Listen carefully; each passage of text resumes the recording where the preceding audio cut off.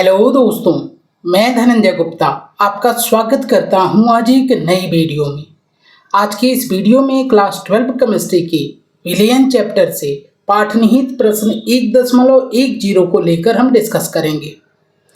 दोस्तों, यदि आप पुरानी बुक में इस क्वेश्चन को चेक करेंगे तो ये क्वेश्चन आपको 2.10 नंबर पे दिखेगा। आज के इस वीडियो में इस क्वेश्चन की पूरी कॉन्सेप्ट को हम सिस्टमेटिक तरीके से समझेंगे और स्टेप बाय स्टेप पूरे क्वेश्चन को सॉल्व करेंगे।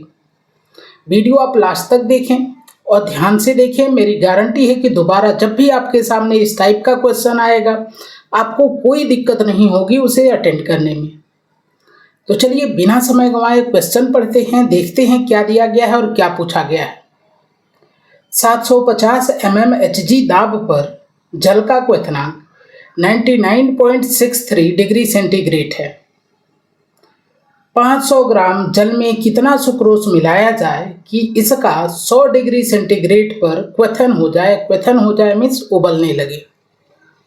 तो पहले क्वेश्चन की कॉन्सेप्ट को समझते हैं। तो देखिए यहाँ पर बोला गया है कि यदि हम शुद्ध जल लें तो इसका क्वथनांक 99.63 डिग्री सेंटीग्रेड है। यानी कि जब इसको हम 99.63 डिग्री सेंटीग्रेड तक गर्म कर देते हैं तो शुद्ध जल उबलने लगता है। हमने क्या किया कि शुद्ध जल में सुक्रोज घोलकर एक विलयन बनाया। आप जानते हैं कि सुक्रोज एक अवाष्पशील विलेय पदार्थ है। तो जैसे ही सुक्रोज घोलेंगे तो क्वथनांक में उन्नयन हो जाएगा, यानी क्वथनांक पहले से कुछ बढ़ जाएगा। तो पहले शुद्ध जल की अवस्था में क्वथनांक 99.63 था, अब यह बढ़कर 100 डिग्री सेंटीग्रेड हो गया है। क्वथनांक के इतनी मात्रा में बढ़ने में यानी कि 99.63 से 100 तक पहुंचने 100 डिग्री सेंटीग्रेड तक पहुंचाने के लिए हम इसमें कितना ग्राम सुक्रोज घोलेंगे, यही हमसे क्वेश्चन में पूछा गया है। आप जानते हैं यदि सुक्रोज की कम मात्रा घोलेंगे तो क्वथनांक में उन्नयन भी कम होगा और अधिक मात्रा घोलेंगे तो क्वथनांक में उन्नयन यानी क्वथनांक की वृद्धि भी अधिक होगी। तो यहाँ पर 99.63 से 100 डिग्री सेंटीग्रेड तक पहुँचाने की क्रिया में कितना ग्राम सुक्रोज हम यूज करें कि क्वथनांक बढ़कर 100 डिग्री सेंटीग्रेड पहुँच जाए। उम्मीद है क्वेश्चन का कॉन्सेप्ट आपको समझ में आ गया है और साथ में आपको ये भी समझ में आ गया है कि ये क्वेश्चन आधारित है क्वथनांक के उन्नयन वाले कॉन्सेप्ट पर। तो इस क्वेश्चन में हम फार्मूला अप्लाई करेंगे क्वथनांक के उन्नयन का, और क्वथनांक के उन्नयन का एक फार्मूला आप पढ़ चुके हैं। डेल्टा टीबी बराबर KB into W solute in gram upon M solute into W solvent in KG. यहाँ पर डेल्टा टीबी जो है क्वथनांक का उन्नयन है, केबी को हम कहते हैं मोलल उन्नयन स्थिरांक, और डब्ल्यू सॉल्यूट इन ग्राम को हम कहते हैं विलेय का द्रव्यमान ग्राम में, और एम सॉल्यूट यहाँ पर विलेय के मोलर द्रव्यमान को प्रदर्शित करता है, और डब्ल्यू सॉल्वेंट यहाँ पर विलायक का द्रव्यमान है जिसको आपको किलोग्राम में यूज करना है। अब वापस से क्वेश्चन पे चलते हैं और देखते हैं कि इसमें क्या क्या दिया गया है और क्या निकालने के लिए कहा गया है। तो देखो यहाँ पर निकालने के लिए कहा गया है सुक्रोज की कितनी मात्रा मिलाई जाए, यानी जो हमारा विलयन है वहाँ पे जो सुक्रोज है और जल है इन दोनों में से सुक्रोज हमारा विलेय है, यानी कि डब्ल्यू सॉल्यूट इन ग्राम यानी कि सुक्रोज का द्रव्यमान या विलेय का द्रव्यमान ग्राम में इसको निकालना है। केबी का मान नहीं दिया गया है, अभी इसको याद करके हम रख लेंगे। एम सॉल्यूट हम निकाल सकते हैं यहाँ पर। तो चलो पहले इस फार्मूले को थोड़ा सा चेंज करते हैं और यहाँ पर हम करते क्या हैं कि एम सॉल्यूट को क्रॉस मल्टीप्लाई कर देते हैं, डब्ल्यू सॉल्वेंट को भी क्रॉस मल्टीप्लाई करके इधर कर देते हैं और केबी को क्रॉस मल्टीप्लाई कर देते हैं जिससे हम डब्ल्यू सॉल्यूट का मान निकाल सकें। तो हम लिख सकते हैं डब्ल्यू सॉल्यूट यानी कि विलेय का द्रव्यमान बराबर डेल्टा टीबी इंटू विलेय का मोलर द्रव्यमान और गुणे विलायक का द्रव्यमान किलोग्राम में अपान केबी यानी मोलर उन्नयन स्थिरांक। अब देखो डेल्टा टीबी का मान आपके क्वेश्चन में तो सीधा नहीं दिया गया है, लेकिन यहाँ पे शुद्ध जल का क्वथनांक दिया गया है और विलयन का भी क्वथनांक दिया गया है।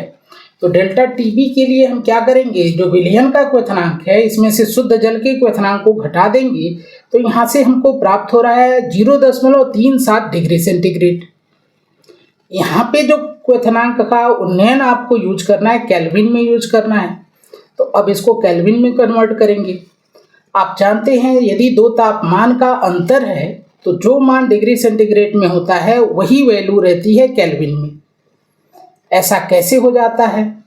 तो यदि आप 100 डिग्री सेंटीग्रेड को केल्विन में बदल लें और 99.63 डिग्री सेंटीग्रेड को भी केल्विन में बदल लें और उसके बाद घटाएं तो आपको मिलेगा 0.37 केल्विन। मैंने आपको कई बार पीछे भी बताया है कि जब दो तापमान का अंतर हो तो डिग्री सेंटीग्रेड में जो वैल्यू होती है उसी को केल्विन के रूप में आप यूज करते हैं। तो यहाँ से हमको डेल्टा टीबी का मान मिला, जिसको हम यहाँ पे रख लेंगे। अब बात करते हैं एम सल्यूट की। तो यहाँ पर सल्यूट का नाम दिया गया है सुक्रोज, और सुक्रोज का फार्मूला आपको पता है C12H22O11। यहाँ पे कार्बन का मोलर द्रव्यमान 12 होता है, संख्या है 12 इसलिए इसमें 12 से गुणा कर दिए। हाइड्रोजन का मोलर द्रव्यमान 1 है और संख्या है 22, तो 22 से गुणा कर दिए। ऑक्सीजन का मोलर द्रव्यमान 16 होता है और संख्या 11 ऑक्सीजन परमाणुओं की, इसलिए यहाँ पर 11 से गुणा कर दिए। इसको हमने आपस में जोड़ा है। जोड़ने से पहले यदि इसको सॉल्व करें तो 12 में 12 का गुणा किए 144, यहाँ से मिल जाएगा 22 और यहाँ से मिल जाएगा 176, और इनको जोड़ दिया हमने तो मिल गया 342। और आप जानते हैं मोलर द्रव्यमान का मात्रक ग्राम पर मोल होता है। तो इस तरह हमको विलेय का मोलर द्रव्यमान भी प्राप्त हो गया। अब बात करते हैं विलायक का द्रव्यमान की। तो विलायक का द्रव्यमान आपके क्वेश्चन में दिया गया है 500 ग्राम, देखो यहाँ पर दिया गया है, लेकिन फार्मूले में हमको इसको केजी में यूज करना है। तो इसको हम 1000 से भाग देंगे, जिसके बाद हमको प्राप्त हो जाएगा 0.5 केजी। आप सब लोग जानते हैं कि यदि ग्राम को किलोग्राम में बदलना हो तो उसे 1000 से भाग करते हैं। तो इस तरह यहाँ से हमको मिल गया विलायक का द्रव्यमान 0.5 किलोग्राम। केबी का मान आपको याद रखना है कि केबी जल के लिए होता है 0.52 केल्विन किलोग्राम मोल का पावर -1। तो केबी के स्थान पे ये मान रखेंगे। अब सारे मान मिल चुके हैं, तो अब आगे कुछ खास नहीं करना है, सभी मान को फार्मूले में पुट करना है और कैलकुलेट कर देना है। तो चलिए सभी मान को रख देते हैं। तो देखिए डेल्टा टीबी का मान हमने रख दिया 0.37 केल्विन, एम सल्यूट का मान हमने रख दिया 342 ग्राम पर मोल, और डब्ल्यू सॉल्वेंट इन केजी हमने रख दिया 0.5 केजी, और केबी का मान 0.52 केल्विन किलोग्राम मोल पर -1। अब पहले यूनिट को सॉल्व करते हैं।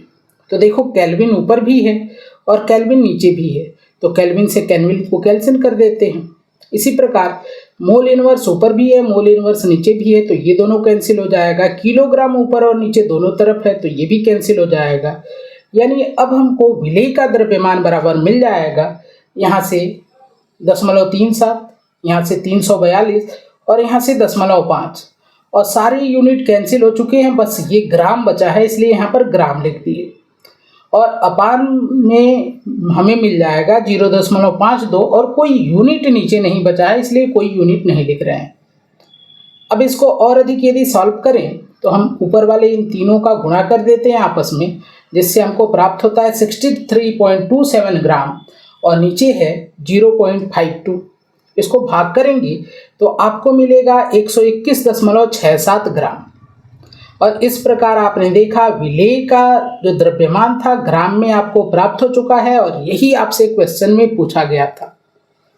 यानी कि जल में यदि हम 121.67 ग्राम ग्लूकोज को घोलकर विलयन बनाए होते तो जो शुद्ध जल का क्वथनांक था 99.63, उससे क्वथनांक बढ़ के 100 डिग्री सेंटीग्रेड पर पहुंच जाएगा।